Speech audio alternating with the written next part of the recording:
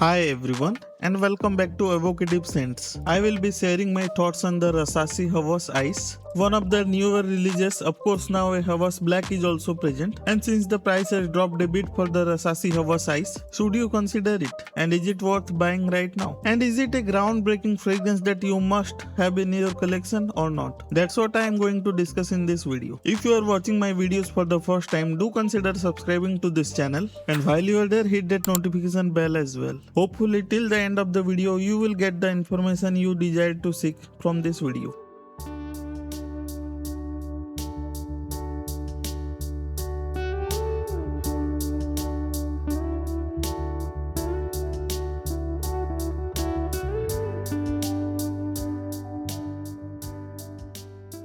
Now without any further delay, let's start with the presentation and packaging. Now the packaging is fairly simple, especially for a fragrance that is slightly more on the expensive side from many of the Middle Eastern brands. At the bottom of this light blue paper box, you can see the batch code as well as manufacturing details and the perfume composition as well. And at back of the box it just says Rasasi and Eau de Parfum concentration. Now let's open the box and check out the bottle. And as we open up the box and see the bottle, it is fairly similar to the Rasasi Hawas original bottle. Though the bottle shares the same iconic design of the original Rasasi Hawas, there has been a change to the color gradient of this bottle. It starts at a blue color from the bottom of the bottle, and as we move up it moves to a lighter shade of purple at the top, and being almost completely transparent at the top. Now the cap is also very similar design as to the previous bottle, with the snake wrapping around the cap, but this time the cap is in matte white finish. And the cap is very heavy and of high quality, and it clicks nicely onto the bottle. Though I would not recommend you to pick up the bottle with the help of the cap.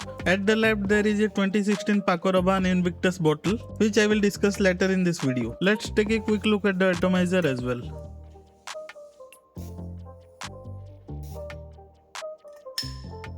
A very satisfying cap click onto the bottle, isn't it? And as far as the atomizer is concerned, it is a good atomizer but nothing special. It has a satisfyingly wide spray, but a pressurized atomizer would have been a very nice touch. There is very little to complain about this packaging, and with such a gorgeous bottle it definitely deserves an 8 out of 10. Now to the important part of this video, the smell. One thing I have to clarify before moving any further, I was never a big fan of the original Invictus DNA. Not that I hate that fragrance, but it isn't something that excites me. In fact, I sold off my Invictus Aqua bottle in 2017, and therefore I even skipped the original Rasasi Hawas. Although these fragrances are very mass appealing in nature, I never felt that they were groundbreaking in terms of smell. Although all of these fragrances do have a place in the perfume collection, and that's why I still have the original Invictus. Fragrances are always subjective in nature, and it would be unfair of me to review any products without any clarity of thoughts. There is an ingredient called coumarin. You can see it in the packaging part in the ingredients section, which gives this fragrance a sweet smell. It is naturally found in tonka beans, and it is different from vanilla like sweetness. It also has a spicy undertone to it, just like cumin, and synthetically it is much cheaper to produce. It is very widely used in many popular fragrances. Now onto the simple note breakdown of this fragrance, and what sort of smell you would be expecting if you have never tried this fragrance or looking to buy one. At the top you are going to get a fresh, fruity, little citrusy with hint of minty freshness. It is much more fresh than the original Rasasi Hawas or even the Invictus Aqua.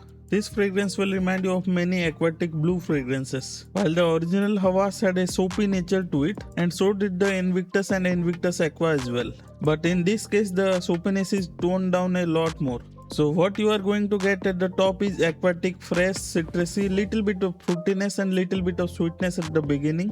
And when you sniff it up close you will get a very light plum note, but in the air you will get a slight synthetic apple note with a tiny hint of spiciness from it. This is certainly not a cardamom heavy fragrance, and if you are looking for cardamom based fragrances you should be looking elsewhere. So for around 1 to 2 hours you will have a fruity sweet smell lingering around you. The minty freshness as well as the aquatic nature will disappear in around 15 to 20 minutes mark, while retaining the sweeter and fruitier body of this fragrance. And after that 2-hour mark, this fragrance transforms a little and gets lot more muskier with very light ambery background. So overall it is not a very unique fragrance, but a very youthful one for sure. So overall, in terms of scent profile, I would give this fragrance a 7.5 out of 10. In terms of versatility, I think it is fairly versatile in nature. You can wear it all year round except in harsh summers and harsh winters. In extreme hot weather, you may not like the sweetness of this fragrance. Though it is not overly sweet, I would prefer some citrusy fresh light perfume in hot weather.